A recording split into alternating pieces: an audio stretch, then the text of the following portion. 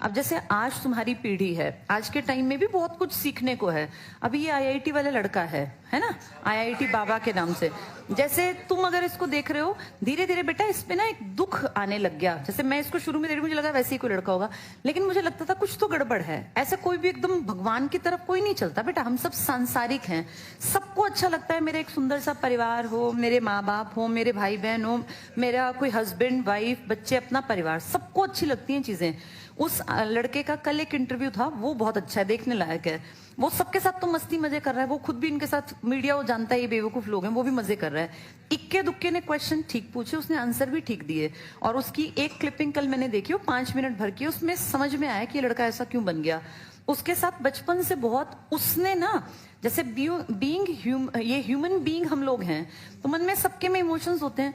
वो बचपन से ना औरतों को बहुत ज्यादा दबा कुचला फील करता गया, और उसके मन में एक सेंसिटिविटी जो बचपन में पैदा होनी थी, और एक जेंडर के प्रति जो भाव बनना था ना, उसने औरतों को इतना दुखी देखा, इतना परेशान देखा, कि उसके मन में ये आ गया कि यार इनको बराबरी पे क्यों नहीं रखते। पहले उसने अपनी माँ को बहुत ज्यादा मारपीट करते देखा, अपने फादर को।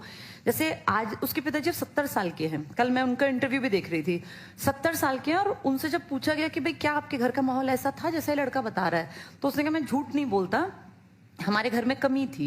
यानी उसने इल ट्रीटमेंट अपनी पत्नी को दिया। बहुत लोग अपने घरों में ऐसे ही हैं, लेकिन बेटा उसने इतनी अति कर दी कि उस लड़के के मन पे वो छाप पड़ गई कि मैं अपनी माँ को बचा नहीं सकता। वो एक ट्रॉमा उसके दिमाग में बैठ गया। एक तो होता है किसी को, ठीक है भैया एक छोटी मोटी लड़ाई, किस घर में लड़ाई नहीं होती, सबके घर में होती है बेटा, ऐसा कोई घर नहीं जहाँ लड़ाई ना हो। लड़ाई ना हो तो हस्बैंड वाइफ हो ही नहीं सकते, हस्बैंड वाइफ हमेशा लड़ेंगे। पर लड़ाई का एक लेवल होना, इतनी लड़ाई कि बच्चे के दिमाग पे असर पड़े उस चीज का।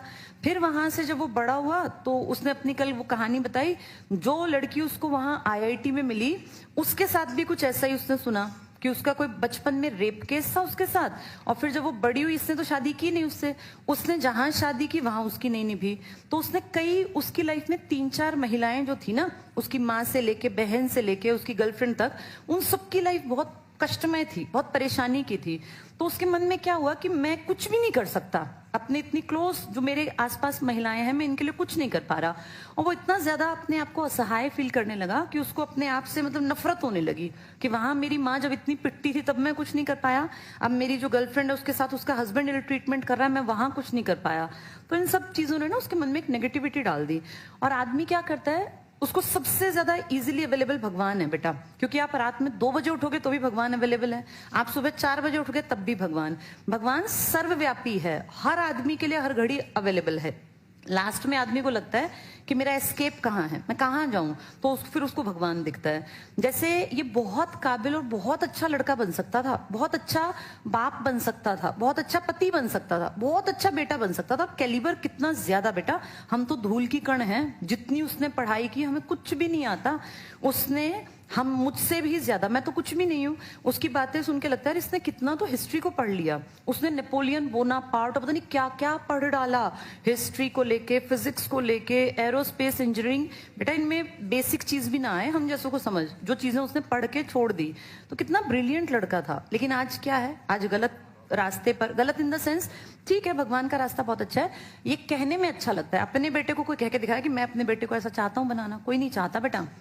ये एक एस्केप है, उसको लगता है कि वो बहुत खुश है, लेकिन उसको देख के ये फील होता है कि ये समाज में बहुत ज्यादा योगदान भी दे सकता था, बहुत अच्छा कैरेक्टर बनता, शायद दुनिया समाज में कोई बड़ा एक्सपेरिमेंट कर लेता।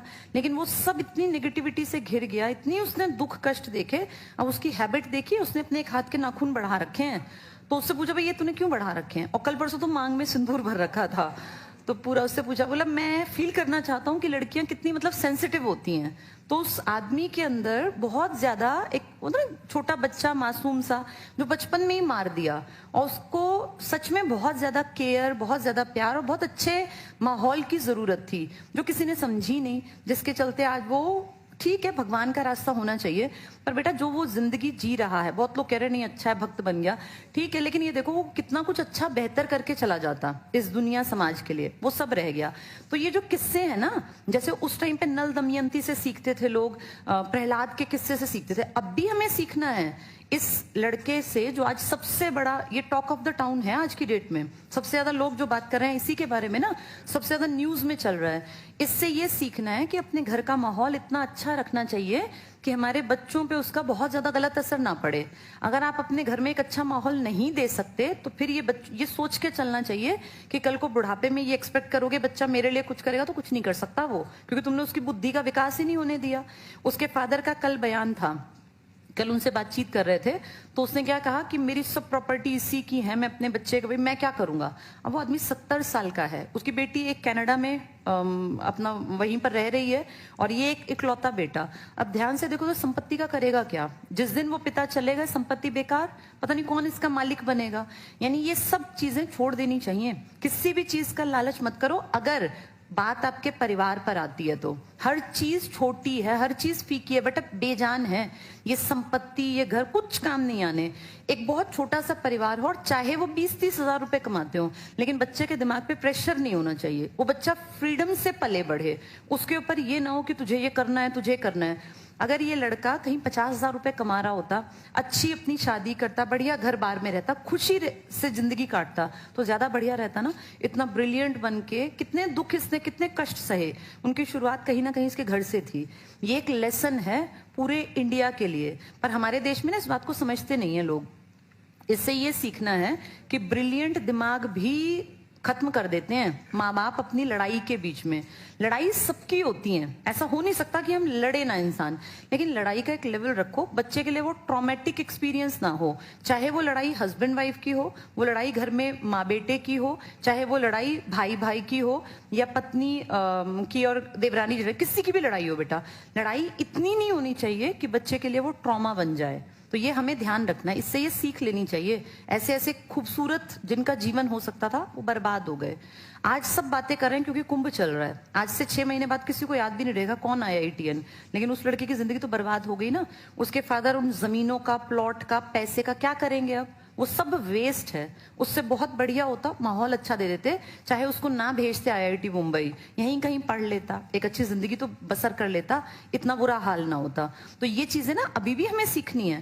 पहले साधन नहीं थे, आज साधन YouTube है, इसकी जिंदगी से बहुत कुछ सीख सकते हैं। तब लोग कैसे सीखें? तो ये वहां पे स्वांग करके दिखाते कि तुम्हें जिंदगी ऐसी बनानी है। हमारे लिए रोल मॉडल था। तो सांग परंपरा ने लोगों के मन में बहुत कुछ भरा।